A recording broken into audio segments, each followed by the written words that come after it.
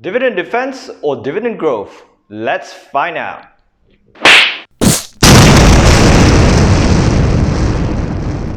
Hi everyone, welcome to 2020. Thank you for subscribing to my channel. If you're new to this channel, don't forget to click the like, subscribe and hit the bell notification to follow up on my channel. Now the Dow had already hit 28,000 mark with very stagnant growth, with not much innovation in technology in 2020. Does that mean we have to stop investing? I believe no, because what I believe in is that we have to focus more on our investing in dividend strategy. Now to those of you who are new into the stock market, what's a dividend? A dividend simply means a company giving out a small portion of their value back to the shareholders, saying thank you for investing. Say for example, I have $10 in the share market. I decided to invest in the share market. Then the company gives you back $1. Now that is what we call a dividend as an example. So what's a dividend defense and a dividend growth? Let's begin. So what's a dividend defense stock? A dividend defense stock simply means a dividend that has been yielding up to 5 to 8% each and every year without fail. So how do I measure the dividend stock? The magic of 3 again. Earning per share, how much they earn each and every year. The dividend payout, how much payout have been given out each and every year.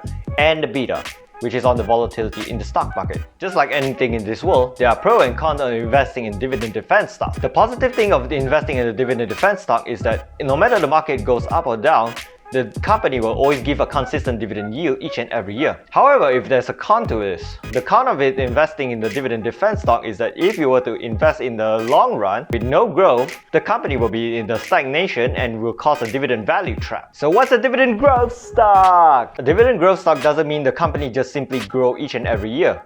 A dividend growth stock means a yield that has been growing each and every year without fail, leading into a growth stock. So how do I measure a dividend growth stock? The magic of 3 again. The growth, the earning per share, and how much dividend yield have been given each and every year, gradually. There are pros and cons in investing in dividend growth stock.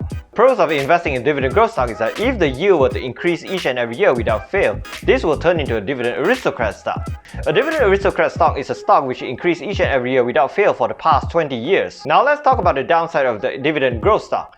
If the dividend payout is more than the earning per share, that means that the company is paying out dividends in the borrowing, which it could be a downside. Now let's take a look at some of the examples of a dividend stock. Disclaimer, this is not a buy or sell recommendation.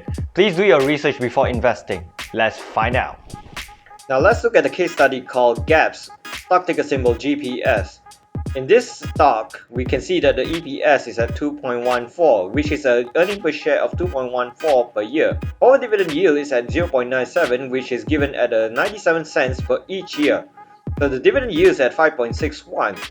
This means that the stock is actually a dividend defense counter. Now let's look at another dividend counter called PepsiCo Incorporated, stock ticker PEP. The PEP has an earning per share of 8.79 and a forward dividend yield of 3.82, which is at 2.81%. The dividend may not be that much, but let's have a look at the financial sectors in the chart. So as you can see in the chart here, the dividend yield is at 0.805 last 2 years. As it increased, it has gone up to 0.955. That it tells you that it might be a dividend growth stock. So what are your picks for 2020? Dividend defense or dividend growth? Leave it down in the comment below and I'll see you next time.